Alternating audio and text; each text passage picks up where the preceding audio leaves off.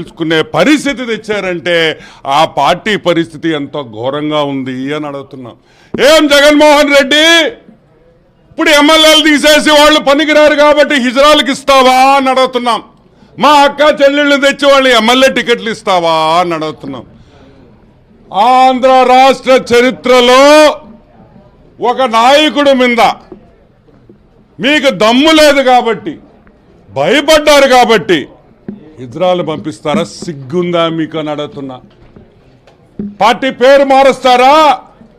యువజన అదేందా సామ్రిక సాంఘిక ఏందా యువజన శ్రామిక హిజ్రాల్ పార్టీ అని చెప్పి మీరేమన్నా పేరు పెట్టుకుంటారా అని అడుగుతున్నాం. ఇదా మీ పార్టీ పరిస్థితి? సిగ్గుందా మీకు అని అడుగుతున్నాం. ఇంకోటి కూడా చెప్తున్నా, నెల్లూరు జిల్లా ఎమ్మెల్యేలు ఆంధ్ర రాష్ట్రంలో ఉండే ఎమ్మెల్యేలు అందరూ ఇంకో 3 నెలల్లో బ్రహ్మాండంగా కాపురాలు చేసుకోండి. దాని తర్వాత చీరలు గాజులు మల్లెపూలన్నీ మేమే ఇస్తాం. మిమ్మల్ని అందరినీ హిజ్రాలుగా డిక్లేర్ చేసి మీరు మా హిజ్రా అక్క చెల్లెళ్ళతో మీరు బ్రహ్మాండంగా తిరగొచ్చని కూడా నేను మనవి చేస్తున్నా. ఇప్పుడు కన్నా మారండి. రాజశేఖర్ రెడ్డి పరువు తీయొద్దు, పెద్ద ఆయన పరువు తీయొద్దు. ఇజ్రాయల్ నింద్ర తీసుకొని వచ్చేది ఎదవల్లారా?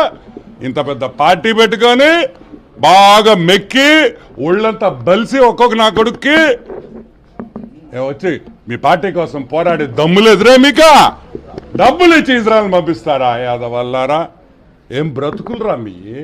డబ్బు సంపాదిస్తే కాదురా రే. తెలుగుదేశం కార్యకర్తల్ని చూసి ధైర్యము దమ్మెందే ఏందో తెలుసుకోండి అని కూడా మీకు అందరికీ చెప్తున్నా. ఈరోజు జగన్మోహన్ రెడ్డి కూడా ఒకటే చెప్తున్నాం, ఇంత దిగజారుడు పనికిరాదు హాఫ్ టికెట్. నేనేదో హాఫ్ టికెట్ అనుకున్నాను అనుకో, మీ పార్టీ వాళ్ళు కూడా అందరూ అదే రూట్లో పోతే ఎట్టా?